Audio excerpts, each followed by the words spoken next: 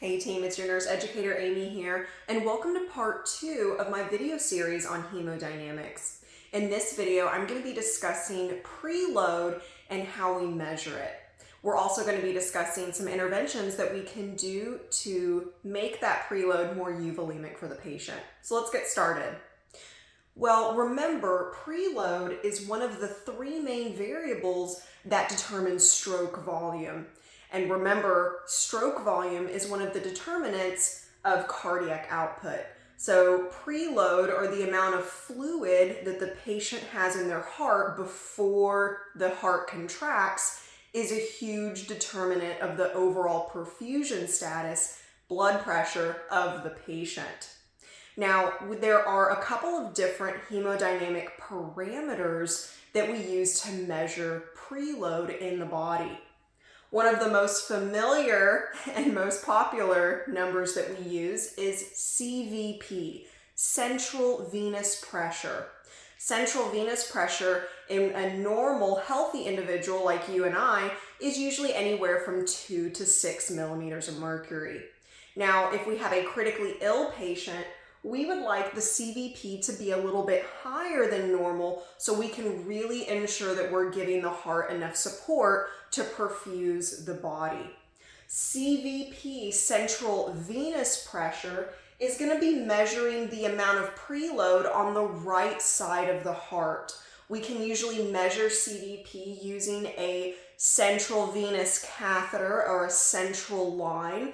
And remember, that's going to be measuring essentially the pressure of the right atria. Now, another parameter that we use frequently if the patient has a Swan-Ganz or pulmonary artery catheter is the pulmonary artery wedge pressure. You'll now see it more often called pulmonary artery occlusion pressure. And that's essentially measuring the fluid status of the left side of the heart. And a normal pulmonary artery wedge pressure, pulmonary artery occlusion pressure, is 6 to 12 millimeters of mercury. And so notice how that's very similar to a CVP and what we would like to see in a critically ill patient. So both of these two together kind of mirror each other. So keep that in mind. Now, the last parameter that we can sometimes use to gauge the overall fluid status of the patient is something called SVV, stroke volume variance. And what this number is looking at is essentially how much variation there is with each stroke volume. So at each time the heart beats, what's the variation in the amount of blood that's being pumped out of the heart? We would like that number to be less than 13%. The lower the variation, the more consistent the fluid level. And so we're going to have a much more consistent fluid status and cardiac output of the patient. So SVV is going to be typically measured on the left side of the heart as it's being pumped out into the body.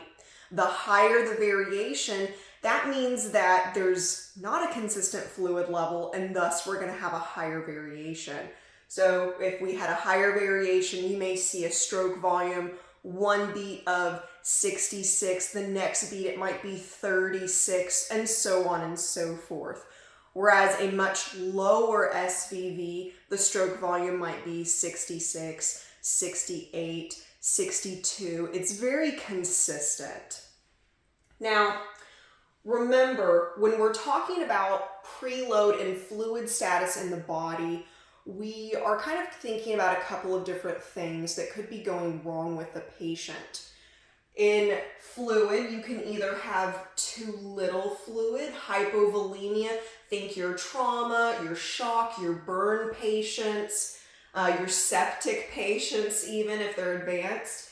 And then you can also have fluid overload where you have too much volume.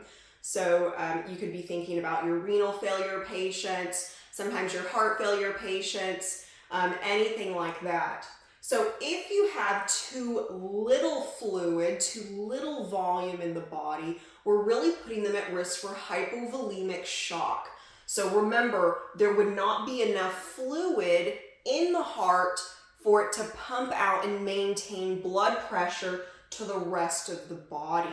So what can we do to alleviate that problem? Well, we can give them fluids, so crystalloids like NS, LR. We can also give them blood products depending on if we're thinking that they're bleeding, like maybe they're a GI bleed and they're bleeding out.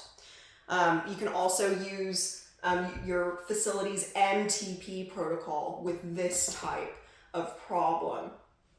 Now with fluid overload, we're wanting to remove some of that excess fluid. Maybe we gave them a little bit too much fluid. Now they're third spacing, having all of that edema in the extremities of their body, and we need to pull some of that off. We'll usually try and start with diuretics like Lasix, or maybe even a potassium-sparing diuretic, and then our endpoint would be dialysis, CRRT if they're really unstable, or HD hemodialysis if it's more of a chronic renal failure patient. So remember, with fluid preload in the body, you can have too much or too little, and that is going to affect the heart's ability to pump out blood. Remember, the heart is kind of like a Goldilocks, okay? It needs just the right amount of fluid to work properly. So we have different interventions that we can do to assess is what we're doing working. And hemodynamics plays a big role in that assessment and evaluation. If we see these numbers getting, our CVP and our pulmonary artery occlusion pressure getting really elevated, then that's probably going to prompt us to do some interventions to help pull off that fluid. If we're seeing that these numbers are low and maybe our SVV is really elevated, then that could really lead us to giving more volume back to the patient. So you're going to be using these numbers to both assess where you are and evaluate how you're doing.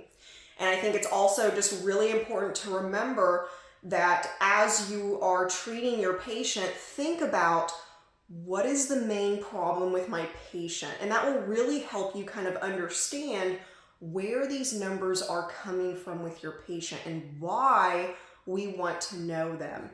All right, so stay tuned and for the next video in this series where we're going to be talking about afterload.